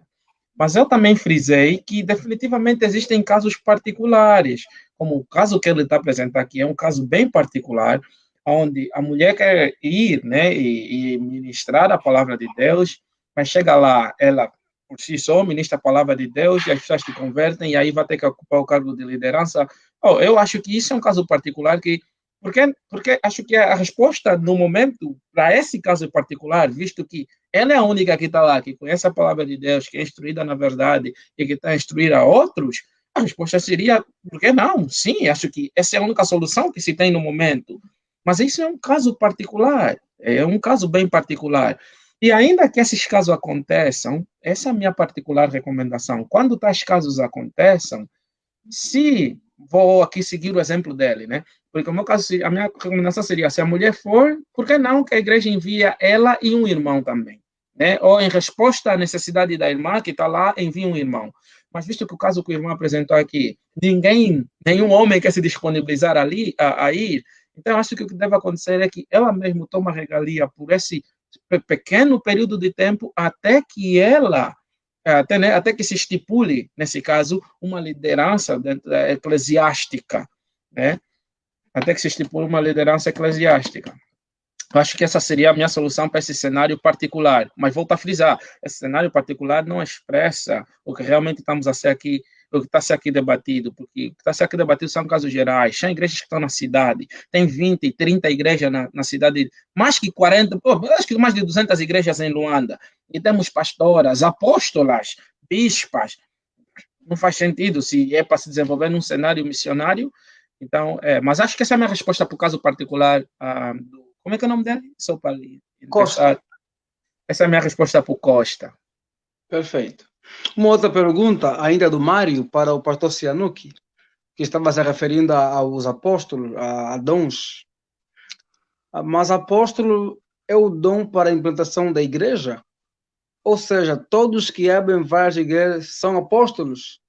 Mas os 12 eram apóstolos antes de implementarem qualquer igreja, onde na missão que Jesus deu aos apóstolos, ele os ordena a implantar igrejas.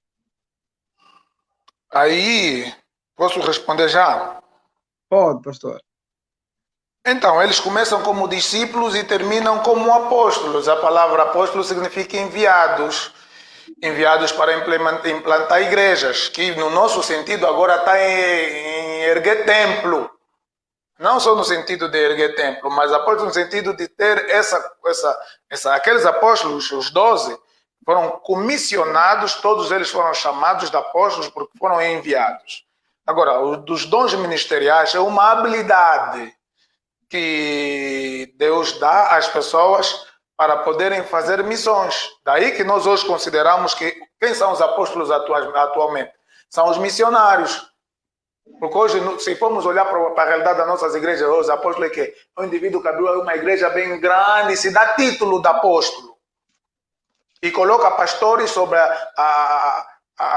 debaixo da hierarquia dele. Então, esse é um erro que nós vivemos na prática do contexto do ministério apostólico. Correto. Uma outra pergunta para o Botelho, que é da Tírcia. Botelho, como é que fica o caso de Juninha? Ela era de facto mulher? Poderíamos pensar assim? Ou como é que você vê essa questão? Eu preciso reconhecer que entre os próprios teólogos há uma discussão muito grande se Juninha era mulher ou homem, porque o nome em si só não era muito comum e frequente para homens naquela altura. Embora que uma pequena letrazinha mudaria a entonação e poderia ser um homem, né? Então, é bem difícil já mesmo entre os próprios teólogos de discernirem se era uma mulher ou um homem, né? Mas, para o avanço da argumentação, vamos assumir por agora que seja uma mulher. E se for uma mulher, acho que a pergunta da Tícia que se seguiria seria, então, como é que ela pode ser notada entre os apóstolos? E acho que aqui, para a resposta, era necessário entendermos o que queremos dizer por apóstolo ali. Era necessário dizermos isso. O que queremos dizer por apóstolo ali? Por apóstolo, queremos dizer os 12 discípulos de Jesus. Ela era notória entre os 12 discípulos de Jesus. Vamos assumir que seja notória entre os 12 discípulos de Jesus. Ainda que seja notória entre os 12 discípulos de Jesus, isso não lhe torna uma apóstola. Lhe torna apenas uma pessoa que, trabalhando com os apóstolos, se tornou notória no seu trabalho. Mas vamos para outras possibilidades. A outra possibilidade seria ela é notória entre os apóstolos, nesse caso, entre os enviados. Okay? Porque aqui ele fala, sauda Filólogo, onde é que está aqui o versículo? Agora se perdi. Desculpa, eu estou aqui a procurar o versículo que eu estava... 16, versículo 7. Versículo 7. O versículo 7, saudai a Andronico e Júnior, meus concidadãos, meus companheiros de prisão.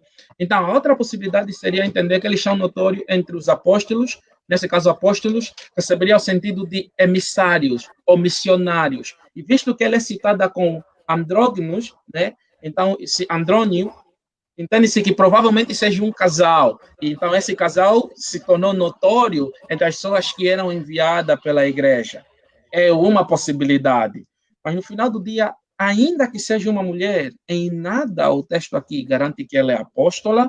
Tudo que o texto mostra é que ela é notória. Quer seja uma possibilidade entre os apóstolos 12, trabalhando arduamente, ou que seja entre os emissários. Nesse caso, em companhia com o marido dela, se Andrônio é marido dela, né? É uma possibilidade. Acho que eu entendo assim. Então, prefiro deixar aqui essa ala aberta, porque há uma contenda muito grande, não há algo muito firme quanto à questão. Correto.